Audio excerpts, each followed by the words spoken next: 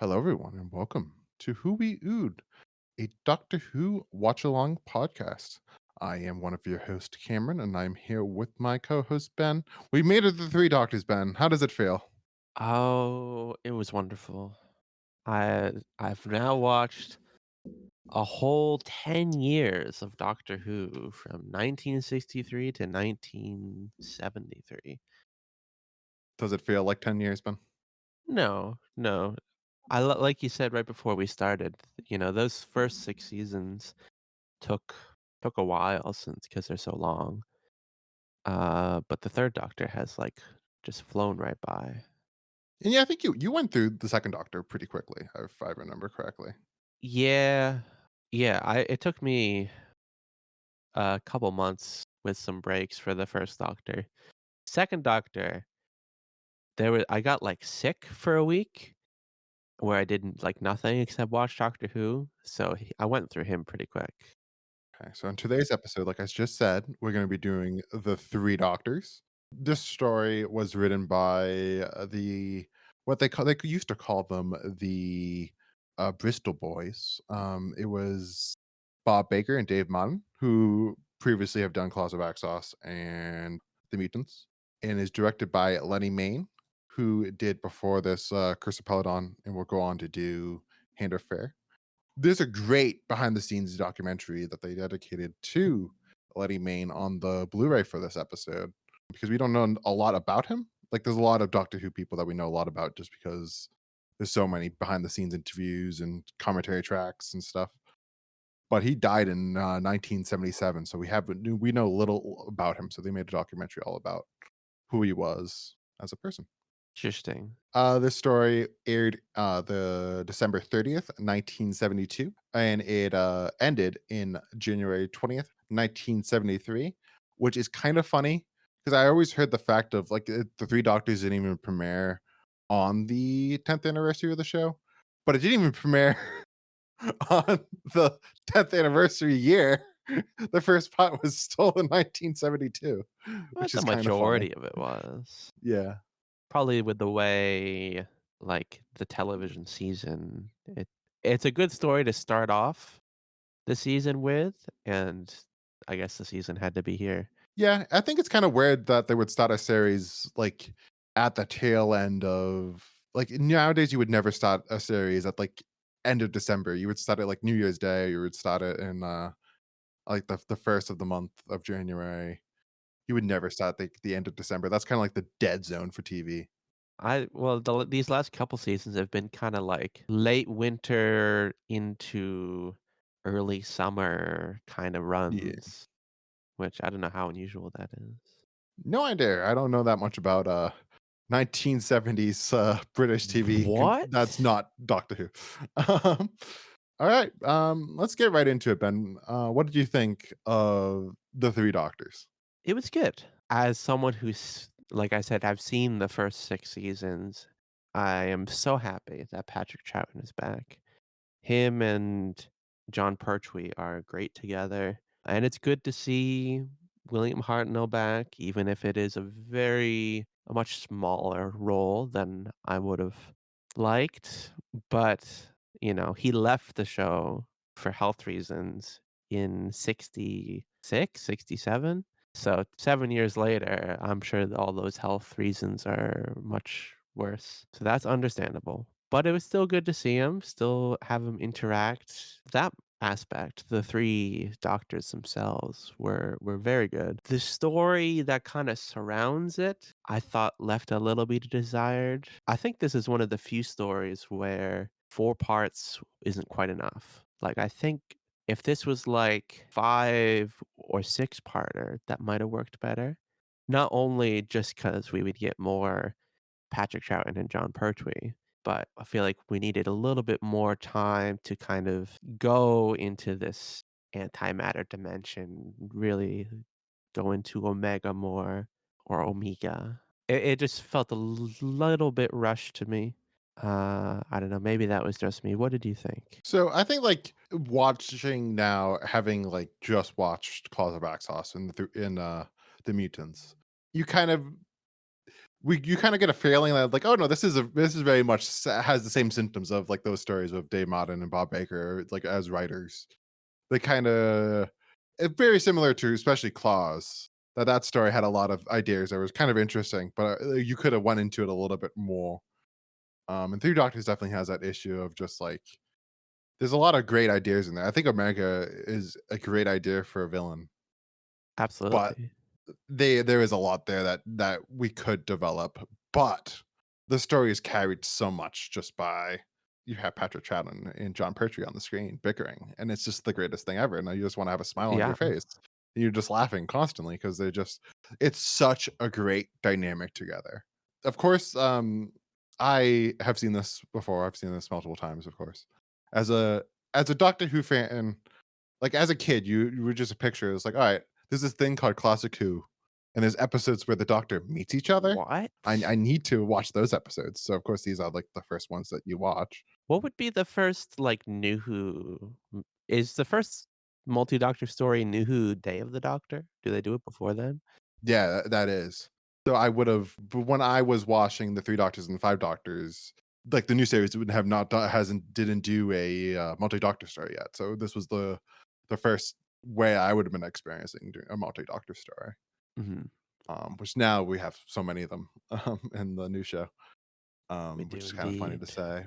But it's one that works very well for a kid's introduction to Classic Who because it's a four-parter.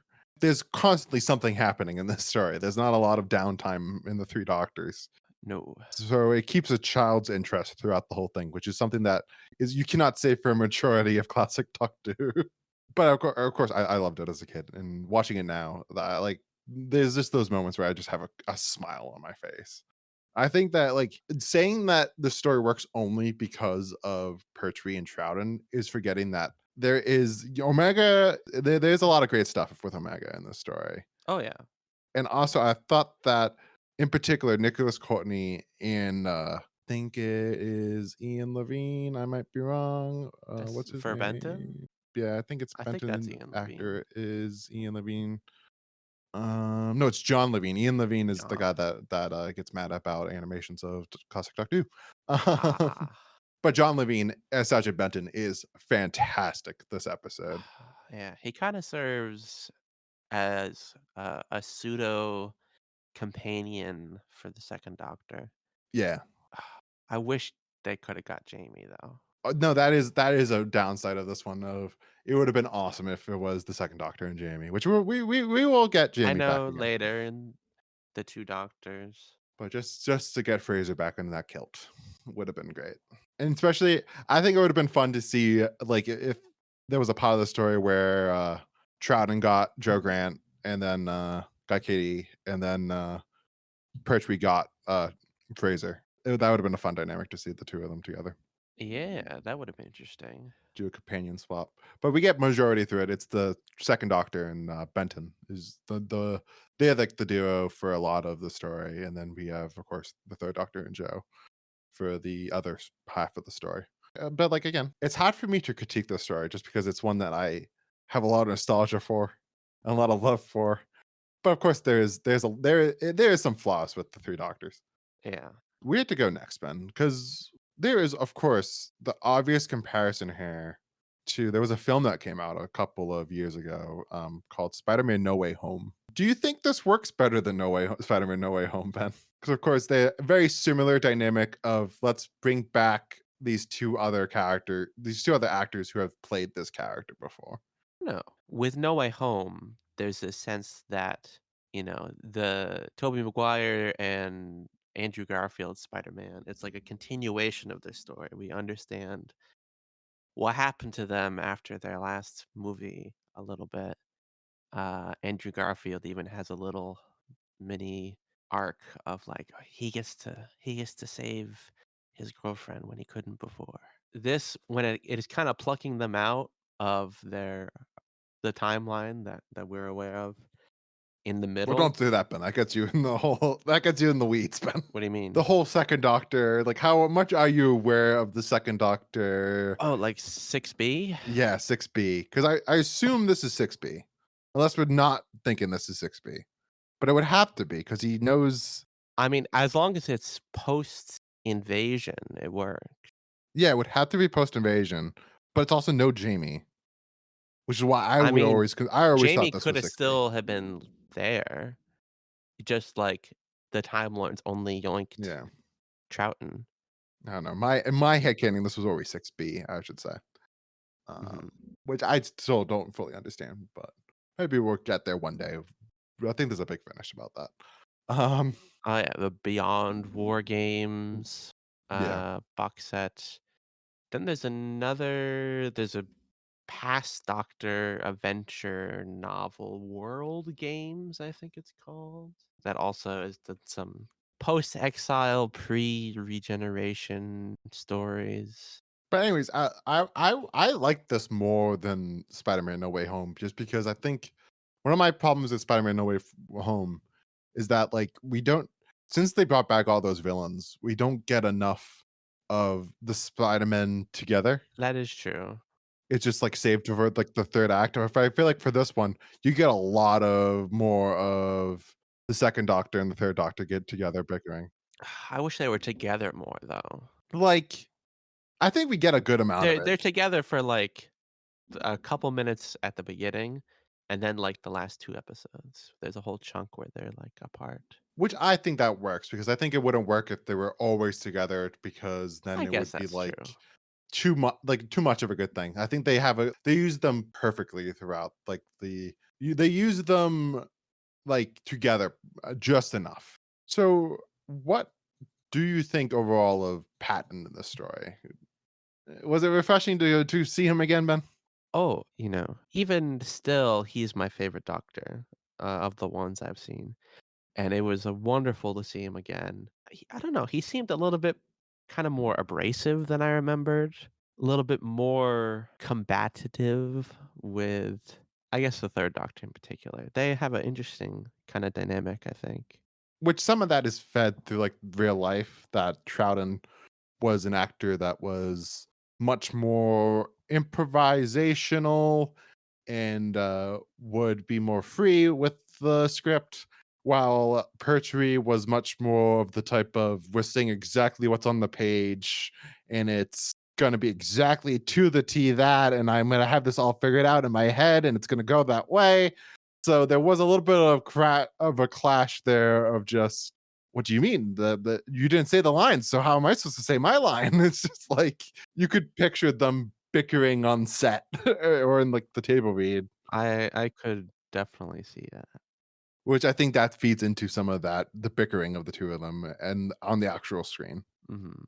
But like it is popular to say that like is Pat different in this episode? Is this the second Doctor that we saw him in his run, or is this slightly different? I definitely think it's slightly different. Yeah.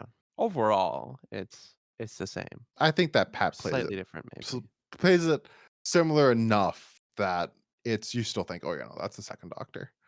There's a lot of great stuff in here that of comedic moments that is very much the second Doctor.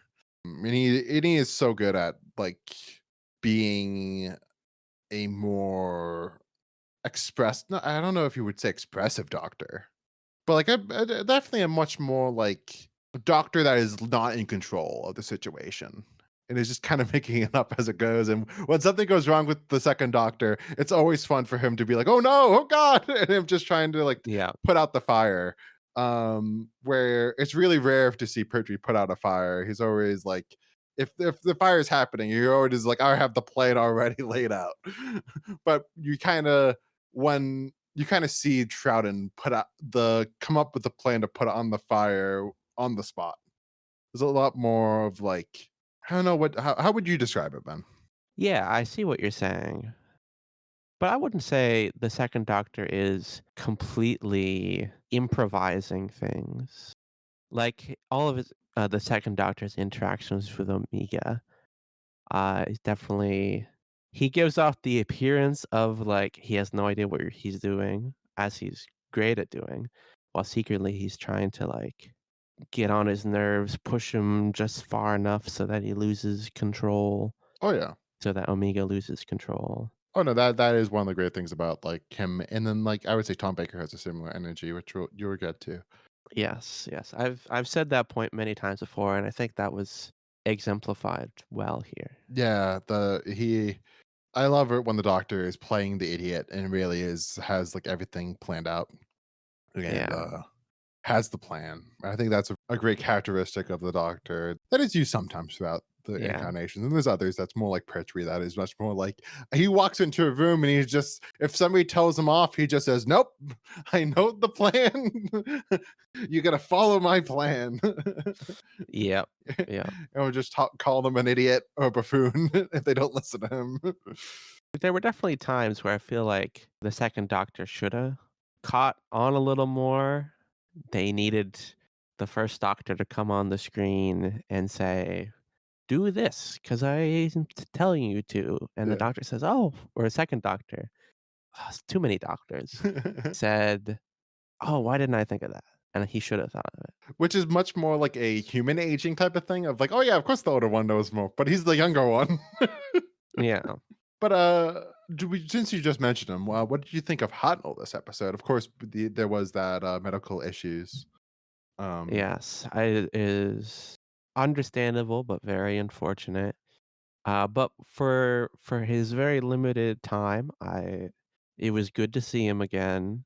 It was a little weird having him talk about, like, Time Lords and stuff when he never really got into that stuff or even his own past.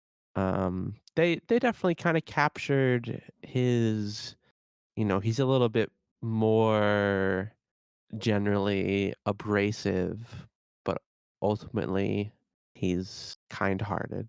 And I feel like the both of those aspects, which sometimes it's easy to forget one of those aspects when thinking back on him. I think both of them were represented well, though. there's a very sad thing in, like, the documentary about this that, Barry Letts called up who's the producer, called up, William Hartnell. And he was just like, "Hey, can you do it?" And he was like, "Yeah, yeah, I can." And then later on, his wife called up and just like, "Oh, he caught him on one of his good days. Like he can't do this." And by that point, they already announced the three doctors. So that's how they came up with the idea of having him be just these inserts that they could just film him with just lines written, so he could just read off of a title card Mhm. and just say his dialogue, which you can kind of see in some of the shots that he's just looking off camera, just reading the cue cards. But They got him for, like, a day, though, for some promo photos. and of course, those photos are wonderful They and are. iconic, but, They have it for, like, the thumbnail on iPlayer, and I was waiting, like, "Oh, when is he gonna show up?" He doesn't. yeah, Very sad. but it makes sense, and it's wonderful that they at least got him in it. It would have been sad if we never got William Hartnell in a multi-doctor story, but we did. Mhm. Um, We did. which a weird fact about this episode, it's not a good fact, but, this is the every doctor that appeared in this story is dead. And it's the only actors that play the doctor that's like numerical doctors that have died. So Mhm. like all the other like because 4 up is all alive still.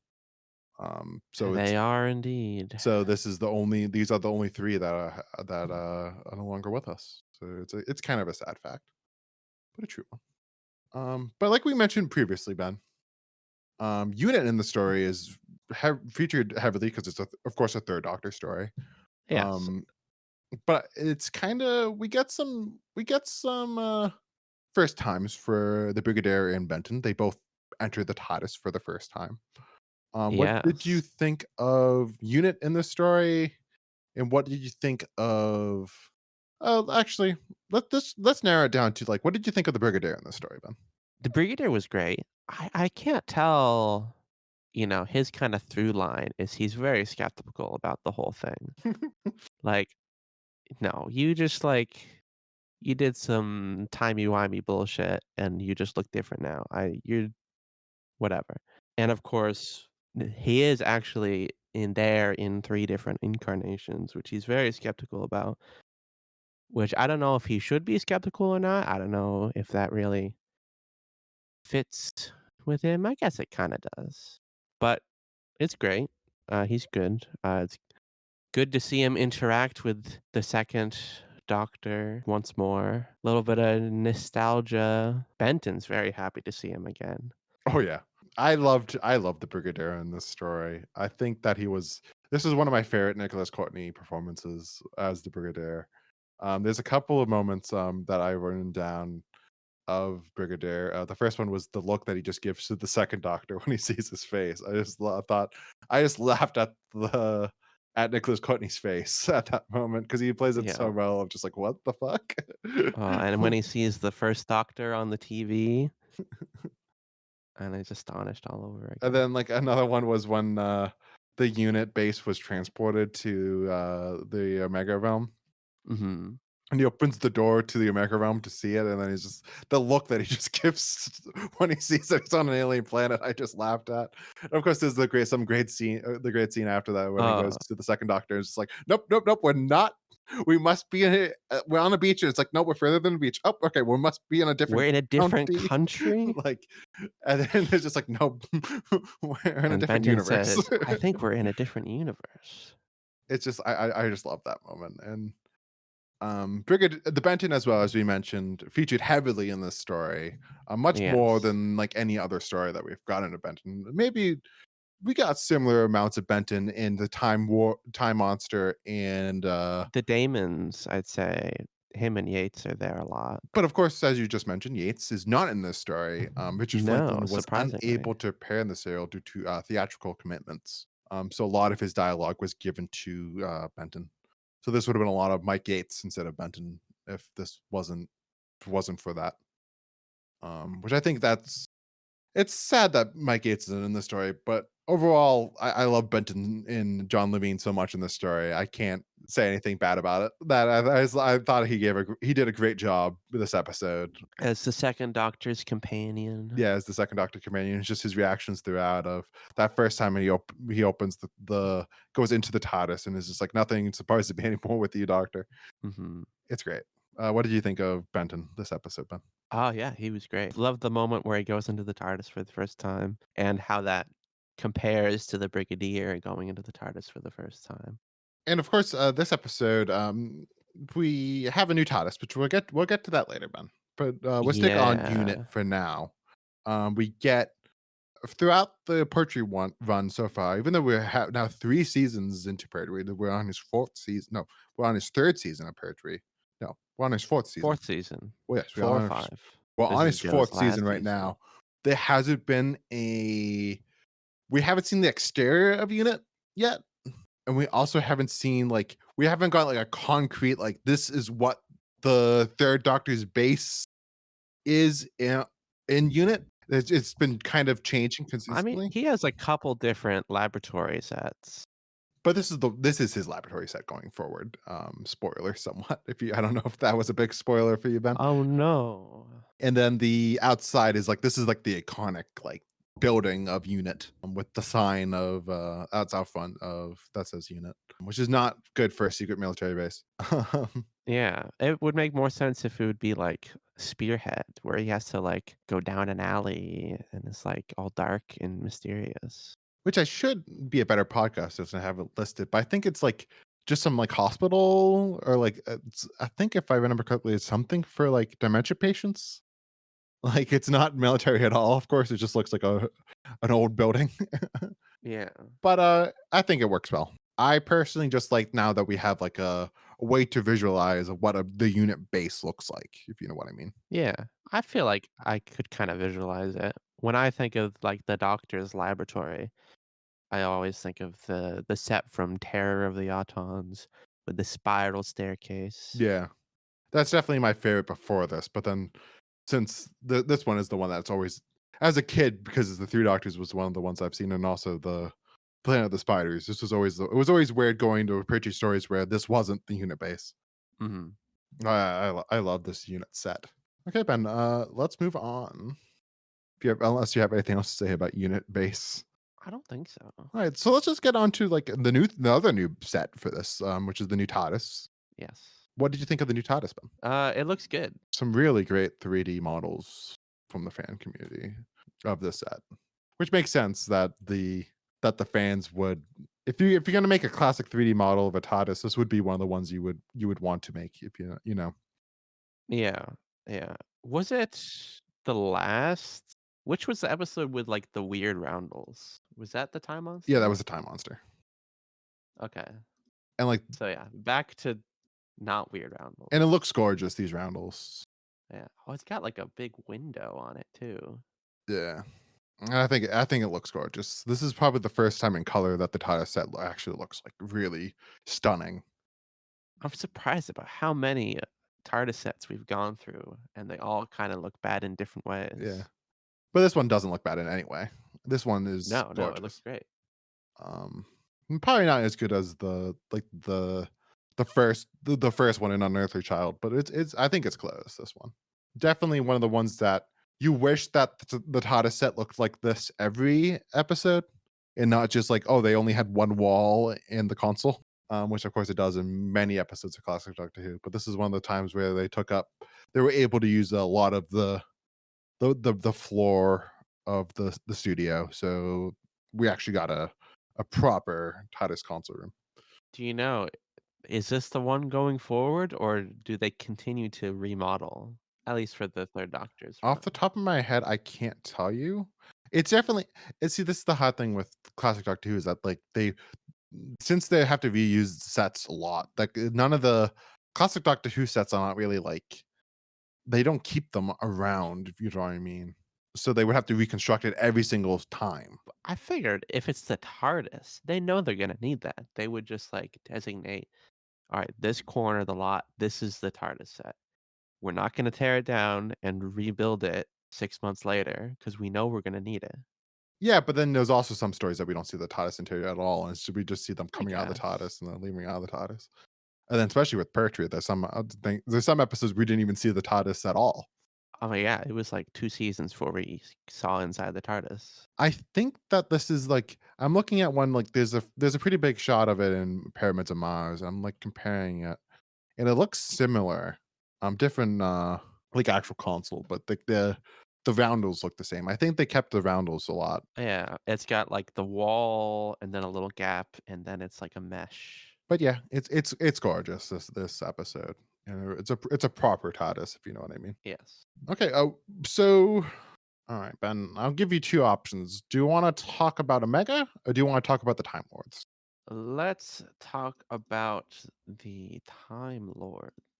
Of course, this serial, we've been getting little bits of them throughout Yeah, the this Third isn't the Doctor. first time we've seen him, but this is, like, the first time where, like, it feels like the curtain is kinda fully lifted. We get a lot of scenes with the Time Lords on Gallifrey in their kind of traditional outfits too. This is like the most we've seen of them since the War Games, basically. Aside from the little scene in Colony. But like I'm saying, like the most we've seen since the War Games because we see only Yeah, like little bits of them in Terror of the Autons. We see a little bit of them in Colony, but like we get a lot of them in this episode. And then kind of in some ways, this is the beginning of the end for the Time Lords. Um, it's all downhill from here. yeah, because part of the problem with the Time Lords is they're so great in the War Games because they have a mystery around them, right? And kind of like every single time we see them, they become less and less cool. Less mysterious and more just like just some old fucks who Yeah.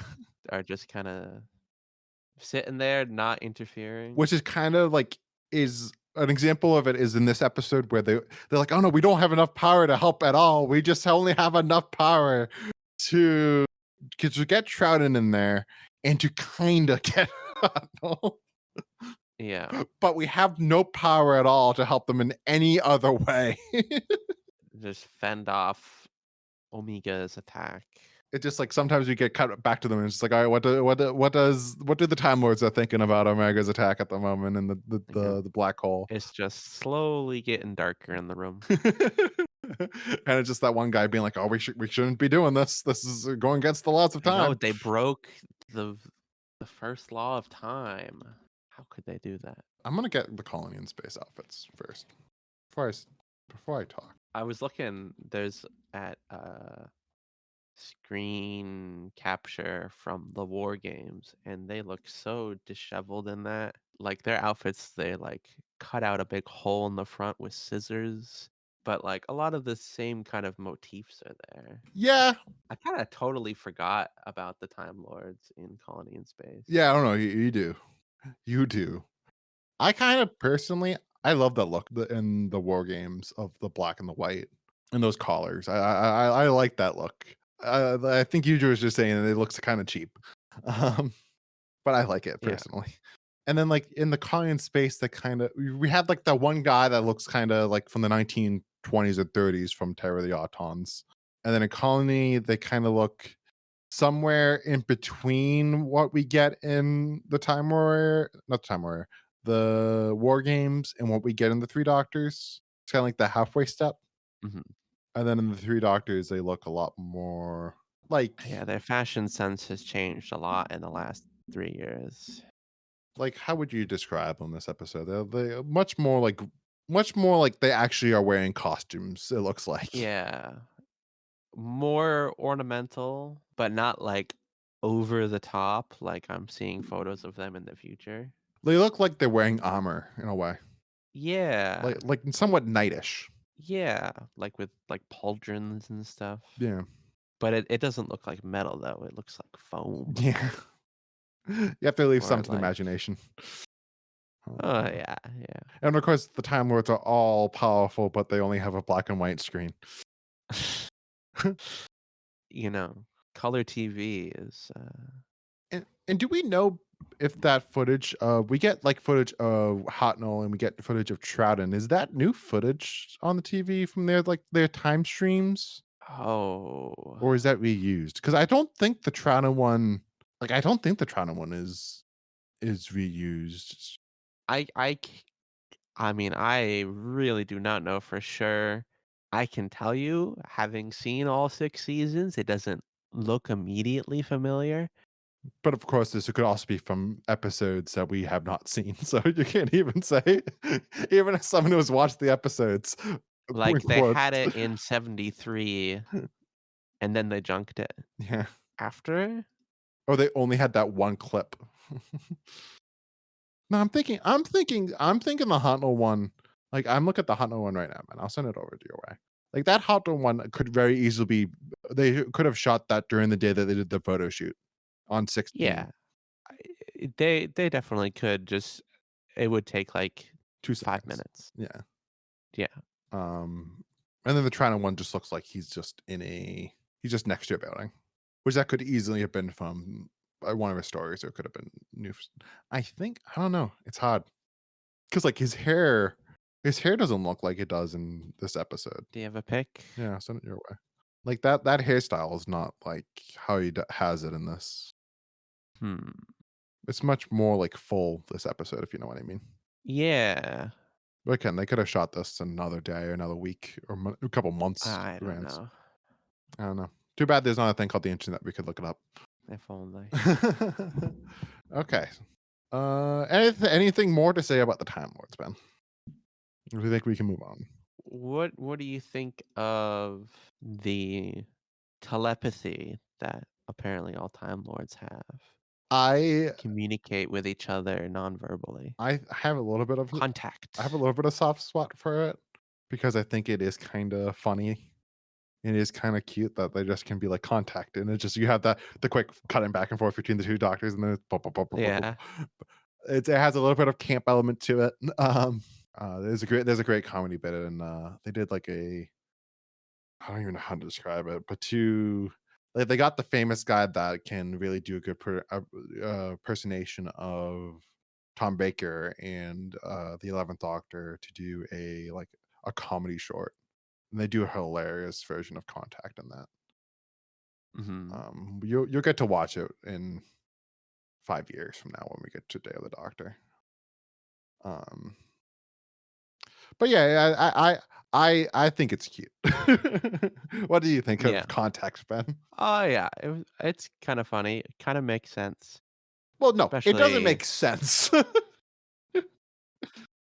I think it does. Like, I don't know if you've seen the war games.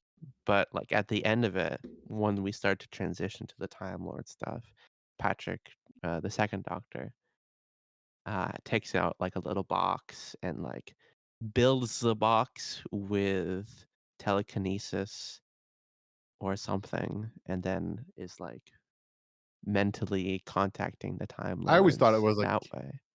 So as an I always thought it extrapolation was of kinda that, like it makes meditation, sense. that moment. He's, like, kinda like meditating some of them. Still, he's, like, contacting them, the Yeah. Time Lord HQ. Which this is something that they build upon in the new series a lot, that the 10th Doctor in particular does a lot of things with his mind, to humans. It makes sense that the Time Lords would have elevated Yeah, it's mental all that second heart then. abilities. Like, I was I've mentioned before, I'm reading, comics, all the old comics, and one of the I think it's a Countdown annual. There's a comic where the 3rd Doctor learns how to levitate with the power of his mind, with immense concentration that is out of grasp of humans, but is easy as a Time Lord. That's another example, anecdotally. I don't know how canon that really is. Oh, it's not canon at all. Are you saying they don't have, like, David Tennant flying around? No. So, What? we have, of course, talking about the Time Lords, is this we get a lot of Time Lord mythology in this episode with Omega. Do you wanna talk about him in terms of the historical perspective of Omega, or do you wanna talk about Omega as in his terms of his use in this story? Historical terms of Gallifrey's history? Like, what he means for what he means for Yeah, Gallifrey's we history. can touch on that, he is the reason that the Time Lords, are able to travel through time, using the energy of a star that went supernova. Did I get that right? Yes. And I don't think they ever mentioned Rassilon in this story, No. but, of course, he is a big proponent in, him and it's basically him and Rassilon and Omega work together to come up with time travel, and they're kinda like the co-founders of the Time Lords, basically. Mhm. And their power. Um, and of course, in the New Adventure books, it's kind of hinted at, not hinted at, but in Lungbauer, it's they talk about the other, which is the Doctor being the third person that created the Time Lords with Omega and Rassilon. Which I don't think really makes that much sense. And when you watch this story, you would think Omega would be like, "Oh, yeah, you're that guy." I mean, Omega is specifically targeting the Doctor, not just any Time Lord. He couldn't have known Eve is exiled to Earth, but he was after the Doctor specifically. So maybe yeah, you could maybe make the argument that yeah, he did know that he did know about the Doctor, which then you would think he would be like as a kid, like because I think he says in the story as a kid we learned about you in history, and I read you as a kid. I think he does say something like that. What do you mean? You did this with me, Doctor. But of course, all that stuff is not canon. What is canon though, Cam? It's a great first bite at the apple of all right, who is this? What is this race that the Doctor is, and what is their history of the Time Lords? And getting to see one of their founders in a way is kind of cool. Yeah. And I love the design of Omega. Oh yeah. The His mask, helmet, super cool. which is inspired by like the Greek theater plays. Like they have the I don't know if you ever seen like the Greek theater play Mass. Uh, no. Oh, do you mean okay, I'm thinking of Commedia dell'arte. Yeah. I don't know if this is exactly what you're thinking of, but it's a similar concept, I think. But once you like look at like Greek masks and you look at other American masks, you can see, oh yeah, I can kind of see the influence.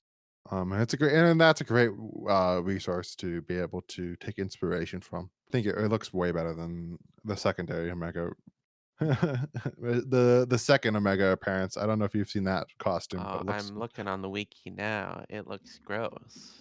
it looks awful. I have not heard good things about Aquafina. I always wanted to watch it as a kid because it was the sequel to Omega. Of course, I wanted to watch it, but I never got around to it. So we'll get to that next year, Ben. Yep. Get excited.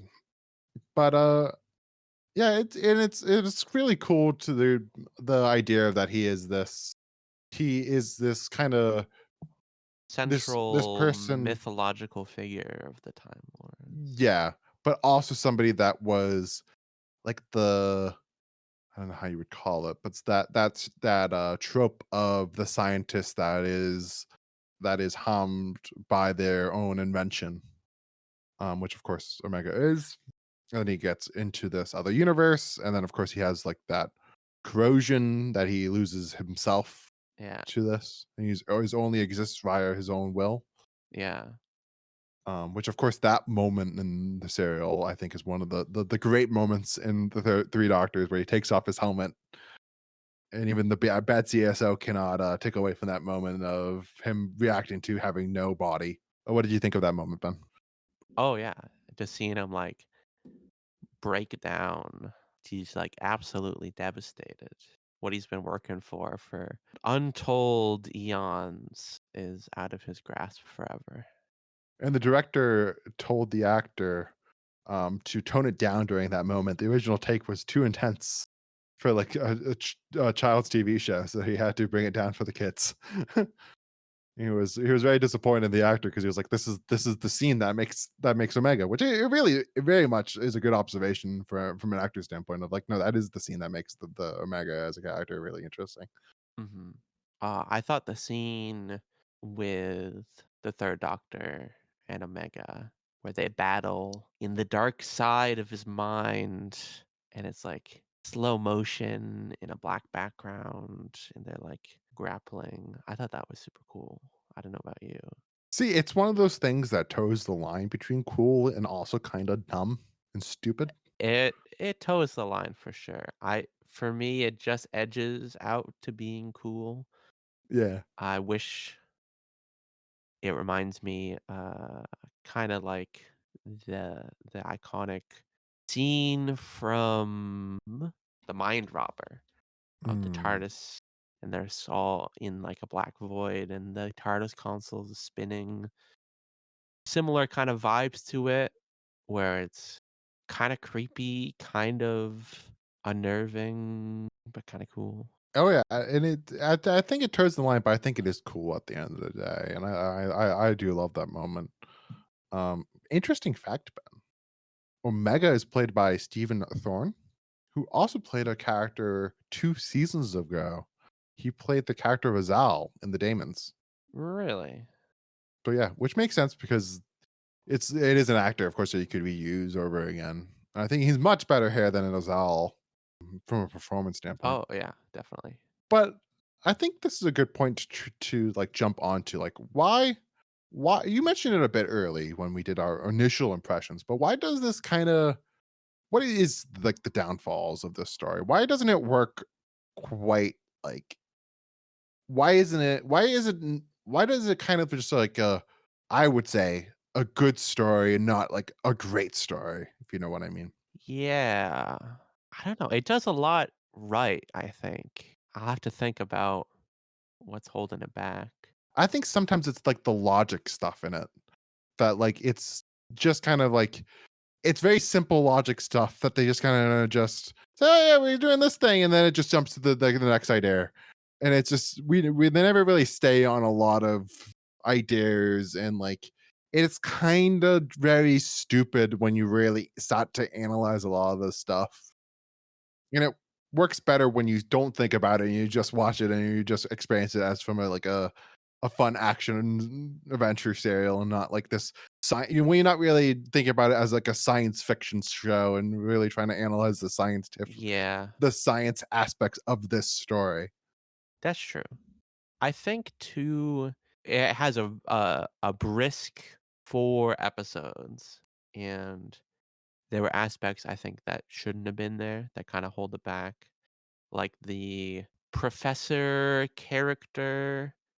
I forget the guy's name, but we spend a lot of time with him. You know, he's, like, looking at the pictures, he has, like, a whole dedicated scene of him running around, and then he goes back to the start. Nothing is Dr. accomplished. Tyler is his name. Yeah, I don't know, and he's, like, a whole skeptic throughout the whole thing. I think and the kinda grunts, I don't know if they have a name. Interesting costume. I think there's a lot of distractions from what should be, like, the 3 doctors, Unit Joe, and Omega. Should have just been them. I agree with you. I see what you're going there. I also think in some ways Omega's plan at the end of the day is just kinda like, what's your plan at the end of the day? Like, it just kinda leaves a lot to question. Destroy the universe? But, like, you know what I mean? I It's know, like, so what it's like for the doctor to take his place, to have his mind causing this little antimatter world to continue to exist so that the tools that are there can be used for Omega to leave. I Because as could soon have as used Omega will try to leave, yeah. he can't he has to be there. He can't focus on this antimatter world, and then the tools cease to be. So in a very kinda convoluted way, the tools to leave are of his own creation, and as soon as he leaves, he can no longer as soon as he tries to leave, he can't use the tools. So he needs someone else to take over and take his place. But you know what I'm Which, saying yeah, I then is guess is that kinda like the mind robber in a similar way. I wish that it was a little bit more than that, and a little bit more like more than just he is just bad guy who wants to destroy the universe. Like, I wish there was some like I think it would have been interesting to have a little bit more personal motives behind Omega, or at least something more like I could have used a whole another layer of just like what is his plan? What is his overall goal? It needed like a goal that really was like cemented in his character. That wasn't just fuck everything. Fuck the time Yeah. limits and fuck everyone. I wanna get out, and if I can't get out, then I'm gonna destroy the entire universe. Yeah. Out of revenge, because the Time Lords just abandoned him. Yeah. Um, I have down just in my notes. Is this story dumb? Do you think it's dumb, Ben? I mean, if you really extrapolate it out, look at it as a whole, critically, it is a little dumb. Yeah. But But it's carried by the doctors. oh yeah. And they Like, do such a good if job. this was just a John Pertwee story, which at the end of the day, I think it is, a John Pertwee story. If it was just him and Omega, I don't think it would work. Oh no. It's Troughton and Pertwee together that really sell it. But also like I mentioned beforehand, like I think they used Benton and they used Nicholas Courtney, the Brigadier, very well this serial. Not a Yeah. lot of Joe this serial. That's probably one of my critiques with this is that like we don't get enough of her. She just kind of is the stereotypical. I'm going to ask questions to the doctor slash doctors, So he can explain it to her and therefore the audience. and 'Cause there's not a otherwise, lot they that could just contact with the other yeah, doctors and, yeah, they're all on the same page. and there's not a lot like she does independently in this story. She's just kind of just there throughout the majority of it. They don't give her a lot to do. Mhm. There's not a lot of like standout Joe moments, except for like the end bit where I think As Katie they're Manning does a really all good job. leaving. Yeah, she does a really good job, like crying and telling the doctor that she's not going to leave. I that is a good scene, I'm remembering now, how each of them kinda leave. Like, with the Brigadier, there's definitely the sense, like, a kind of respect for the Doctor that isn't always there, but, like, he would be sad if he never saw the 3rd Doctor again. Oh yeah, Gives him a little salute, like, "It's been an honor." it's a great moment. And of course, like we haven't even mentioned Otis. Otis, of course, is Can never forget Otis, standout character. one of the great moments that one of the I shouldn't say great moments, but one of the things that I really love about the Pertwee era of the show that I It's think good that that the we Pertwee have, era like, a normal guy, yeah, I love the Pertwee era when we get like a those country moments kinda dumb country guy. of of the aliens invading the country and just them being like, "What? What is this?" And then just being thrown right into it. Reminds me a lot of the guy from Spearhead. Yeah, and, he's great. He has, of course, the his standout is the last line of the serial when he's just like, "I'm Oh, not gonna yeah. explain it to you, I woman, wrote just it down. his dinner ready." You wouldn't believe me if I told you. But, yeah, throughout that, it's not really my memorable character, but I love that little end note. He's great. Yeah. I love when the country folk have to interact with the scientific stuff. Oh, and when, the brigadier first enters and he meets the guy, he's like, "Well, I was hoping you would tell me." And he, like, gets conscripted into serving, being a army guy, I guess, temporarily. That was kinda funny. Okay, Ben, I'm not gonna be mean this episode, and we're gonna not do the action figure guessing game because we would be here for fucking ages. As you can imagine, they made a lot for this episode. They made the blobby henchmen guys as figures. Mhm. They made a brigadier. They made a Joe for this story. They of course made an Omega for this story, and I think if I remember correctly, they made like a pattern trick Trouton in this Did the they way do he a looks in Doctor this outfit. three-pack? They do not. What? They should have done a Doctor three-pack. Um, but as a kid, I always wanted the Omega figure. The Omega would have been such a good figure to Yeah, I have could see it being a on the cool show. figure. And of course, like we haven't even talked about it, which I feel like we should at the end of the day. It's like Omega's always been one of the ones that like people always are saying, "Oh, Omega should come back. Omega should come back." Mhm. In the new series, and I think it would be cool to see him in the new series to have him try to get back into our universe for a third time. I think it would have been really interesting back in the season back during like David Tennant and Matt Smith when they were still like the last of the Time Lords, which they technically stole. But I think that during that era, it would have been cool to bring back Omega, or I think it would be cool to bring back Omega now. But I think the Yeah. more and more we have moved, I don't think we're gonna get a Mega again, Ben. I don't know. I guess we'll see how he leaves the character in Arc of Infinity. Yeah, and I assume one day we'll do the Big Finish did like a trilogy where they did like Davros, they did the Master, and then they did Omega. Well, I assume we'll probably do that trilogy one day on the podcast, so we'll get to Omega one day. Yeah, sure. Okay, Ben. Is there anything more you would like to say before we move on to the cliffhangers? Yeah, I got a couple rapid fire thoughts. Give it to me.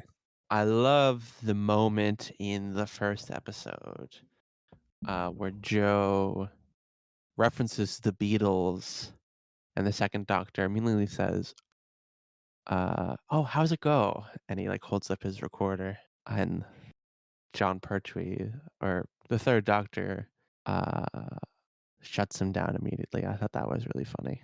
The kinda antimatter monster thing that eats Bessie, eats Unit HQ, we didn't even mention that. What do you think of that? I think it's the monster. It's a good idea for a monster that just kind of thing that just like I think it's a cool effect.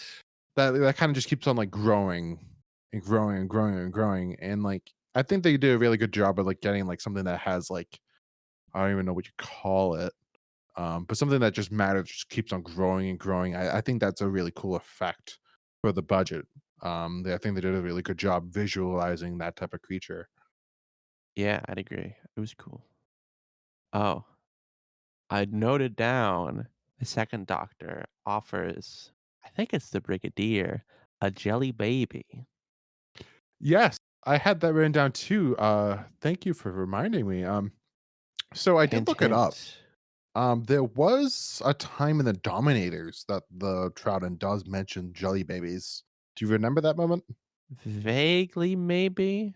Candy-wise, all I can think of is the Celestial Toy Makers candy. I don't remember that jelly baby moment. But of course, jelly baby is very, very famous for the Fourth Doctor in particular, and it's kind of funny to go back to the Three Doctors. And be like, oh, there already is like a president for the jelly babies and the obsession with the Doctor. Oh, it's great. Is it a real thing? Like, Oh, is it yeah. just a jelly is I it think just a it's gummy bear? I think it's just kinda like a gummy bear. Or it's either like a gummy bear or like a something like a sweet, Sour Patch Kid. Interesting. I see a couple different brands that look a little different. Look, just a quick Google. Like, there's a Haribo one that just looks like a gummy bear, but then there's one that have, like, powdered sugar on them. Which is why I said, like, earlier, like, the Sour Patch Kids, like, the sweet one. It's like, I was thinking maybe it was something along those lines, but then, like you said, there's some that's a little bit more like, a jelly bear. Well, I've always wanted to have one, but I never have. Probably should just We get one on gotta Amazon. do a taste test. Yeah. Maybe we should order some for the first, for Robot, for the first 4th Doctor episode Ooh, and that's a good idea. eat them on the podcast. Or I can figure out the first time that the 4th Doctor does Jelly Babies, and we can have it that first time that he mentions the Jelly Babies. But anyways, I do love that moment, to go back to what you said previously with Troughton, that introduction of Troughton, Yes. where, we just see him pick up we just see that effect of just him with the hand, picking up the recorder from Joe. I think that's a great moment. Oh, yeah. I think it's a really good use of special effects back in the early 70s in the BBC. That They did was a a really cool great job effect. with that moment. Do you think the recorder was something that was originally left behind by him? Post-war games, recorder just lying around as the TARDIS tends to accumulate things. Or was that transported in from his own time by the Time Lords? In my head, it was always, like, transported with him. What a but, like, does that make sense? Yeah, I could see it going either way. I mean, I guess it was just, like, on the console. Yeah, so that's why I was always Why picturing would that it they would transport his flute or his recorder before his body? it had some of his DNA on it or some shit. That's why my headcanon is it's transported. I don't know why, but that just makes sense in my head. It is very much a part of him. Oh, yeah. Okay, Ben. Anything more before we go to the The cliffhangers? the 3rd Doctor doesn't really have, like, a well, I guess he kinda does. I was thinking, like, a kinda tick, when he's thinking. The 2nd Doctor likes to play his recorder. 3rd Doctor has a kinda distinctive, like, rubbing his neck, side of his face. Yeah. No, he does, definitely. Of course, he has, like, the vehicles that his, like, iconic stuff is, That's like, true. Bessie and, like, the Whomobile, which we'll get to soon. It is there a separate vehicle called the Whomobile? No, I can't get into it, Ben. You'll see it I thought very that was soon. just another name for Bessie. No, no, Like a no, it's another sarcastic name. There's a I can't whole other vehicle? there's a whole 'nother vehicle, Ben, do not look it up. Get hyped for the Is Whomobile, it Ben. for the 3rd Doctor? Yeah, it's for the 3rd Doctor. You're gonna like I said, you're gonna see it very soon. Oh, okay. Yeah, you're gonna see it next season, Ben, so get excited. Okay. I did not know those were 2 different things. To get to the cliffhangers, if you're all ready. Yep. The first cliffhanger is there's something iconic in my head at least, is the Doctor and Joe get out of the TARDIS and they get zapped by the creature and get to Yes. the other world. I love that Yeah. cliffhanger. I The think 3rd that showing Doctor approaches and Joe kinda jumps in after him. and I think that the 3rd Doctor plays that very not the 3rd Doctor, Pertwee plays that really well in that moment and sells the horror of, "Oh, no, Joe!" The Part 2's cliffhanger is that the 2nd Doctor in Unit Base gets zapped to the outer universe. The whole building does. And then the 3rd cliffhanger is that the Doctor fights the dark side of the mind of Omega. Yes. And then the 4th one again ends with just him being Otis just being like, "Hey, where's my supper?" Oh, and at the end of just right before that, the Time Lords, beam in replacement dematerialization circuit Of and course, I almost restore his forgot. memories of time travel and the codes. So he is officially out of exile after 3 years. Thank God. He can finally, be the Doctor again. Yes. And I think it's very much a good thing for the show at this point. I think that formula of being stuck on Earth was kinda getting Yeah. tiresome. I mean, already at this point, at least 50% of the stories are like the Time Lord sending him to do stuff. So I think Yeah. at this point, they're ready to say, okay, He can just go do what he wants. We don't need to have him be forced into everything. We wanna do alien planets again. And, it goes back to the traditional format of the show, of course. I don't know if we ever talked about it for the Terror of the Autons, but I love that prop. I think that's a great prop. I would love, my own, transdimensional circuit Mhm. of my own. I think you could probably get one. And he's still gonna stick around because he loves Joe, presumably. That's what how I interpreted it. Nah, the thing I always interpreted that just like by this point, the third Doctor just kinda got that incarnation just got kinda too used to it, you Mhm. know? Just like he's kinda like He a still wants to get out there, though. yeah, but he wants to he's now found it cozy to be he's found He now has a the home. yeah, he found that kinda cozy, and he wants to stick to it. So, Ben, what was your favorite of the 3 cliffhangers? Has to be the first one, right? Yeah, no, that is the best one. The best one is Like, the Doctor and the Joe getting zapped. building being sucked into the black hole is kinda cool, but it has to be the first one. Yeah, it just but that's just kind of repetitive. It's just one of those times in the show where you just go, "Oh, you're just doing the same cliffhanger again." Yeah, And then, like you said, the dark side of the mind stuff, it can be I feel like depending on the day, I could say that it's cool, and then other days I would be like, "This is dumb and silly and kinda funny." but the doctor sacrificing himself and Joe stumbling into it as well. Who know I forget, do we get a shot of them on the other planet, or are they just gone? They're just gone. They're just gone. Yeah, I think that's has to be the best one. Oh, yeah. Alright, Ben. Now it's time of of the show that we give our ratings for the episode. So, Yes. Ben, what would you rate this story? That's a good question. Do I like it more than the Time Monster? That is the question. Yes. Do I like it more than Curse of Paladon? Yeah. I'll give it like I'll give it a 8.4. Me and you are very close. I'm giving it an 8.5. It is it is a perfect, I would say 8.5. That is just what For it's me, right in between the middle of the eights. it's not quite Spearhead, which I gave Spearhead an 8.5. So it's Yeah, 8.4. I get that because I rated Spearhead higher, as an out of 9, so I had that, like I have that, in my mind of being like, "Alright, I have plenty of room from 8.5 to 9 Yeah. to slot some stories in which I think I'm gonna coming up."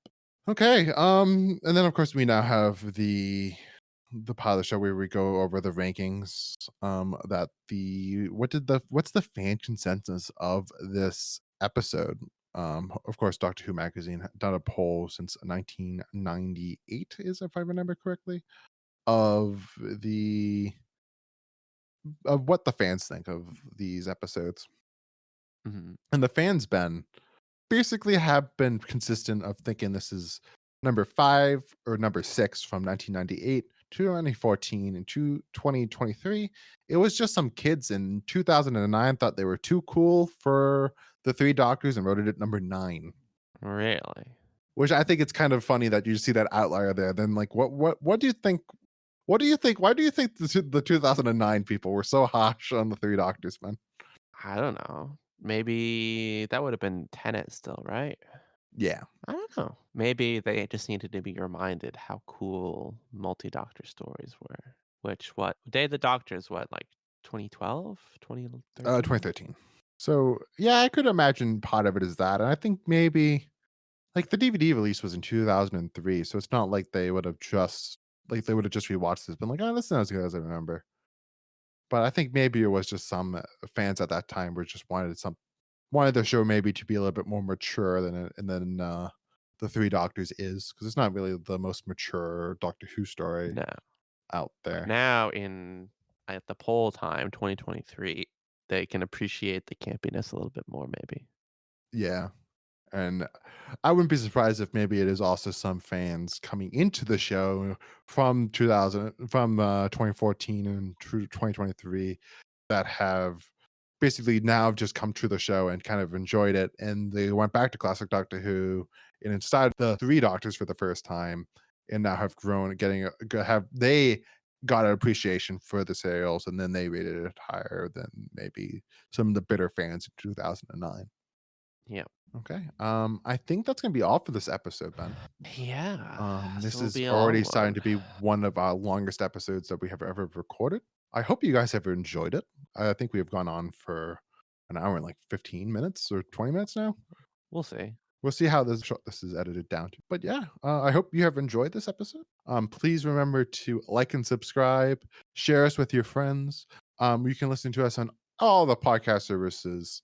Literally every single one. Please remember to watch our shorts that we post on YouTube and TikTok. And we do sometimes do Instagram.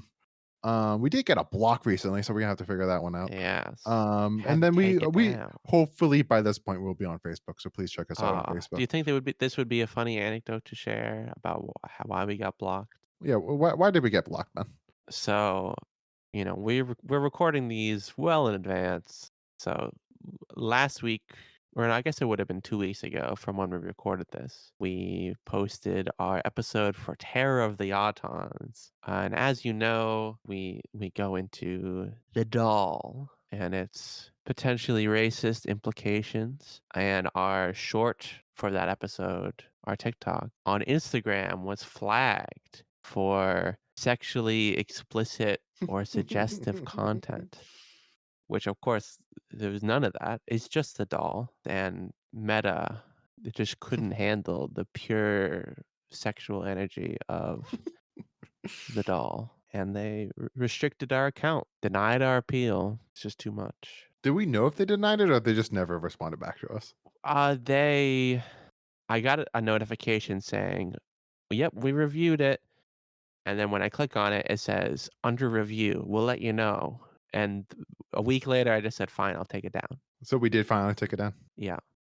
God damn it, Zuck. Okay, everybody. Hope you enjoyed this episode. This will be it for us for today. Please join us next week for Carnival of Monsters. Robert Holmes returns to the show, Ben, after skipping last Hallelujah. season. And I'm excited to see what you see of this story. So goodbye, everyone, and peace out. Adios.